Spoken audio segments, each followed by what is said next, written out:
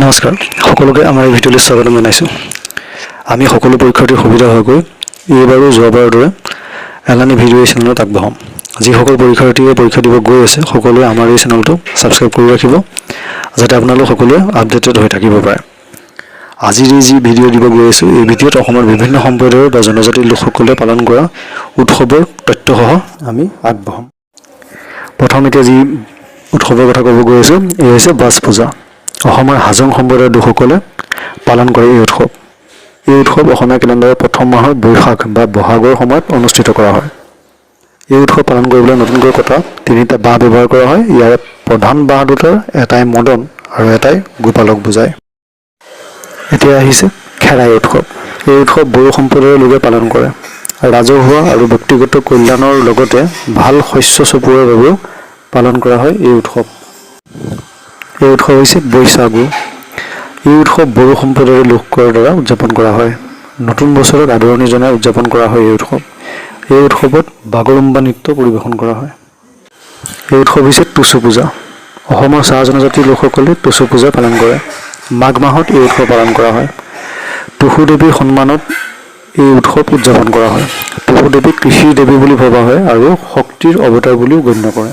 এই উৎসৱত ঝুমুৰ নৃত্য পৰিৱেশন কৰা হয়। এতিয়া আপোনালোকক ক'বলৈ আহিছোঁ চুমাংকান উৎসৱ। কাৰ্বিসকলে শেষকৃতি সম্পন্ন কৰাৰ সময়ত এই উৎসৱ পালন কৰে। এই উৎসৱ পালন কৰে মৃতকৰ চিৰশান্তিৰ বাবে। এইবাৰ আহিছোঁ আপোনালোকক ক'বলৈ বাথৌ পূজাৰ কথা। ই হৈছে বড়ো কছাৰীসকলৰ গুৰুত্বপূৰ্ণ ধৰ্মীয় উৎসৱ। মানুহে বিভিন্ন নামেৰে জনাজাত কেইজনমান দেৱতাক পূজা কৰে। আপোনালোকে দেৱতাসকলৰ নাম চাই ল'ব, আমাৰ স্ক্ৰীণত দেখুৱাই দিছোঁ। আৰু এই উৎসৱত খেৰাই নৃত্য পৰিৱেশন কৰা হয়। এইবাৰ ক'বলৈ আহিছোঁ উম্ফা পূজা। উম্ফা পূজা টাই আহোমৰ এক অতি পুৰণি অনুষ্ঠান। এইটো মূলতঃ প্ৰকৃতিৰ দেৱতাক সন্তুষ্ট কৰিবলৈ কৰা এক অনুষ্ঠান হয়। এতিয়া ক'বলৈ আহিছোঁ ৰংকাৰ। নতুন বছৰৰ আৰম্ভণিতে কাৰ্বি সম্প্ৰদায়ৰ দ্বাৰা ৰংকাৰ পৰিৱেশন কৰা হয়। সমগ্ৰ গাঁৱৰ মংগলৰ বাবে এই উৎসৱ পালন কৰা হয়। এই উৎসৱ হৈছে মহোহো উৎসৱ। মহ খেদি পঠোৱা উৎসৱ হয় এইটো। মহ কমাবলৈ গীত আৰু নৃত্য পৰিৱেশন কৰা হয়। মূলতঃ নিম্ন অসমত উদযাপন কৰা হয় এই উৎসৱ। এই উৎসৱ আঘোণ মাহৰ পূৰ্ণিমা নিশা পালন কৰা হয়। এতিয়া আহোঁ নতুন এটা উৎসৱলৈ। এই উৎসৱ হৈছে পৰাগ। অসমৰ মিচিং জনগোষ্ঠীৰ লোকসকলে পৰ্যবেক্ষণ কৰে এই উৎসৱ।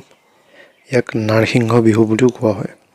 উৎসৱৰ সামৰণি পৰে পনু নুনাম নামৰ এটা জনজাতীয় প্ৰাৰ্থনা নৃত্যৰ জৰিয়তে। আৰু এটা নতুন উৎসৱ হৈছে বহাগীয়া বিহু। এই উৎসৱ দেউৰীসকলৰ উৎসৱ হয়। এই উৎসৱত দেওধানী নৃত্য পৰিৱেশন কৰা হয়। এই উৎসৱ হৈছে পাছাতি। ভগৱান শ্ৰীকৃষ্ণৰ জন্মদিন অৰ্থাৎ জন্মাষ্টমীৰ পঞ্চম দিনা উদযাপন কৰা হয় এই উৎসৱ। এই উৎসৱত নাম আৰু ভাওনা পৰিৱেশন কৰা হয়। এই উৎসৱ হৈছে ৰজনী গাবৰা আৰু হাৰ্ণি গাবৰা। এই উৎসৱ ডিমাচা জনগোষ্ঠীৰ লোকসকলে পালন কৰে। সাধাৰণতে নতুনকৈ খেতি আৰম্ভ কৰাৰ আগতে এই উৎসৱ পৰ্যবেক্ষণ কৰা হয়। ৰজনী গাবৰা দিনৰ সময় পালন কৰা হয় আৰু ৰাতিৰ সময়ত হাৰ্ণি গাবৰা পালন কৰা হয়। এতিয়া আহোঁ বাইখু উৎসৱ। এই উৎসৱ উদযাপন কৰে ৰাভা জনগোষ্ঠীয়ে। এই উৎসৱ পালন কৰা হয় ভাল শস্যৰ বাবে। এই উৎসৱৰ নাম হৈছে আলি আই লৃগাং। এই উৎসৱ মিচিং জনগোষ্ঠীয়ে উদযাপন কৰে।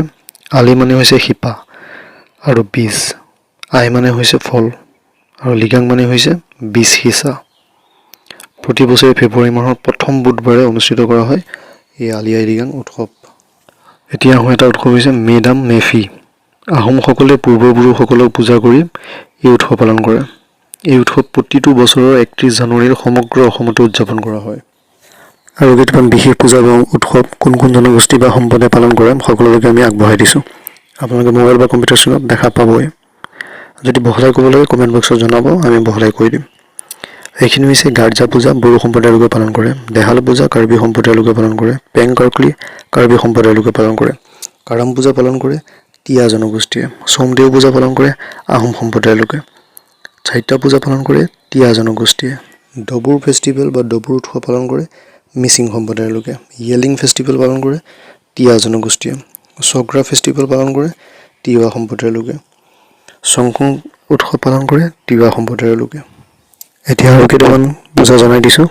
চাব আপোনালোকে হাছাং পূজা পালন কৰে ৰাভা সম্প্ৰদায়ৰ লোকে। হাতাচুমানি পালন কৰে ৰাভা সম্প্ৰদায়ৰ লোকে। হাউনীয়া পূজা পালন কৰে দেউৰী সম্প্ৰদায়ৰ লোকে। কাউটকৰু পূজা পালন কৰে হাজং সম্প্ৰদায়ৰ লোকে। আৰু কাতি গাছা উৎসৱ পালন কৰে হাজং সম্প্ৰদায়ৰ লোকে। যিসকল লোকে এতিয়ালৈকে আমাৰ এই ভিডিঅ'টো চালে সকলোলৈকে ধন্যবাদ। আমাৰ এই চেনেলটো যদি আপোনালোকে ছাবস্ক্ৰাইব কৰা নাই তেনেহ'লে ছাবস্ক্ৰাইব কৰি দিব। যদি ভাল পাইছে এই ভিডিঅ'টো আৰু প্ৰয়োজনীয় যেন লাগিছে তেন্তে লাইক, কমেণ্ট আৰু শ্বেয়াৰ কৰি দিব। ধন্যবাদ।